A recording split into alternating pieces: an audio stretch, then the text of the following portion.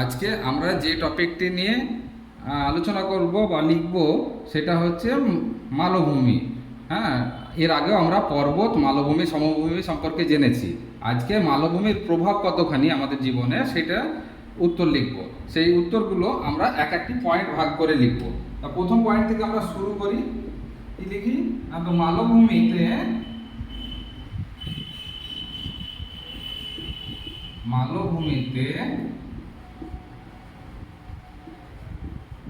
বিস্তীর্ণ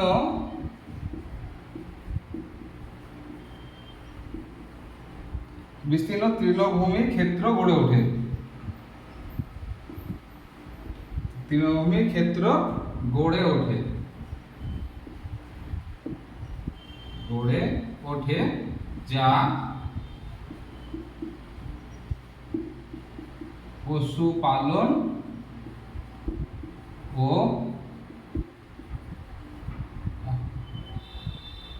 পশু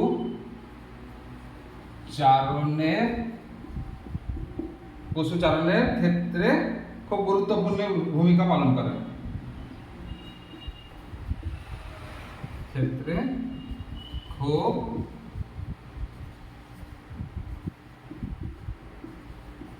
গুরুত্বপূর্ণ ভূমিকা পালন করে। এটা গেল আমাদের প্রথম পয়েন্ট। দ্বিতীয় পয়েন্টে কি লিখবো?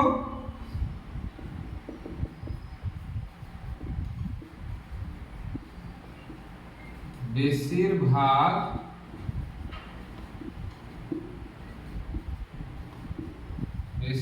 মালভূমি অঞ্চল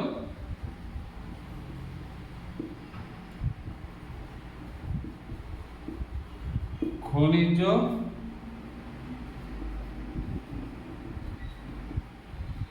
সম্পদে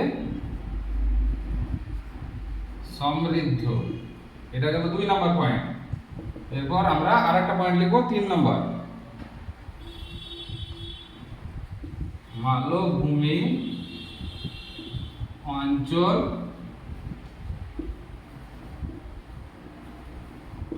রুক্ষ প্রকৃতির।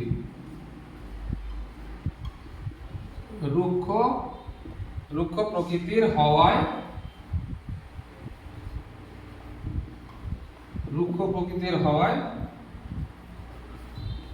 খুব কম পরিমাণে চাষবাস হয়।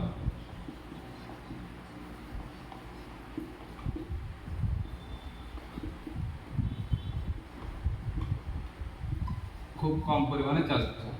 3টে পয়েন্ট দিলেই যথেষ্ট এই প্রশ্নের জন্য। এরপর আমরা আর একটি শব্দ ছক আছে, এটা আমরা এরপরে আমরা লিখব। তার আগে তোমরা এই প্রশ্নটা ভালোভাবে লিখে নাও।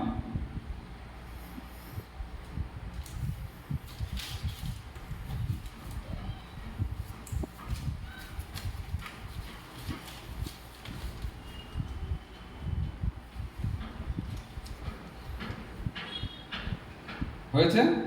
তাহলে পরবর্তী প্রশ্ন আমরা লিখব একটা শব্দ ছক।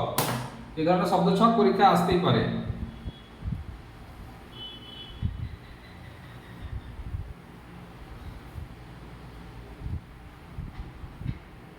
শব্দ ছকগুলো কিভাবে থাকবে? হ্যাঁ, তোমরা এই শব্দ ছকটা লিখে নাও। এর মধ্যে যে কোনো একটা পরীক্ষা আসতে পারে।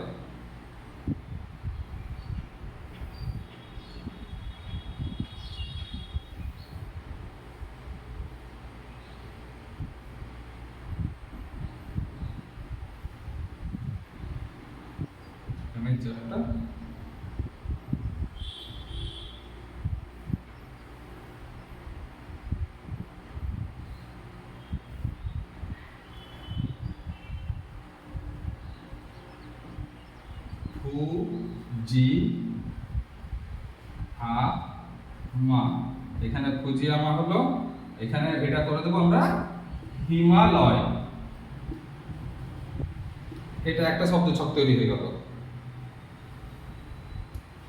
আর একটা এখানে করি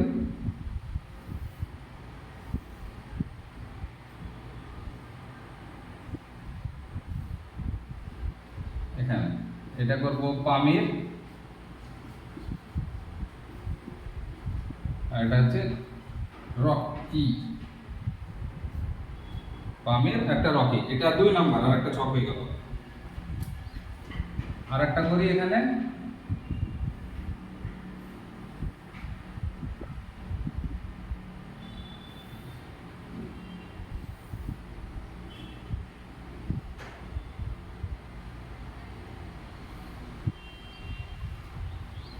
এখানে করি এটা কম্পাস।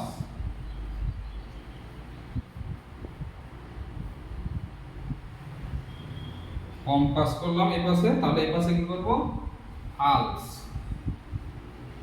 এটা পর্বত একটা, আলস পর্বত। এটা তাহলে 3 নাম্বারটা হয়ে গেল।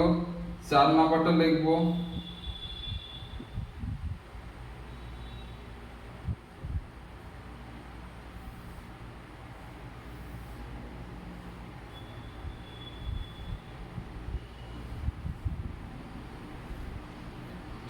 করবো আন্দি।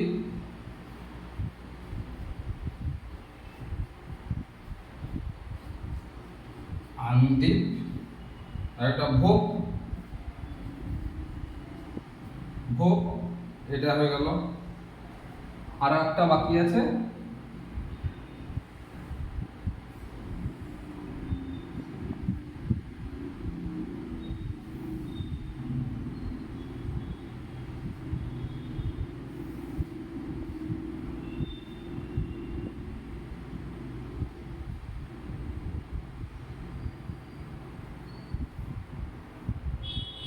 এটা এইখানে।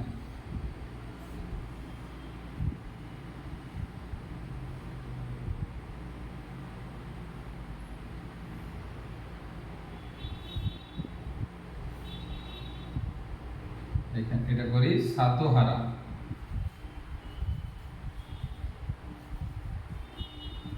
এটা হচ্ছে সাতোহারা করলাম একদিকে, একটা হচ্ছে আরাবলি।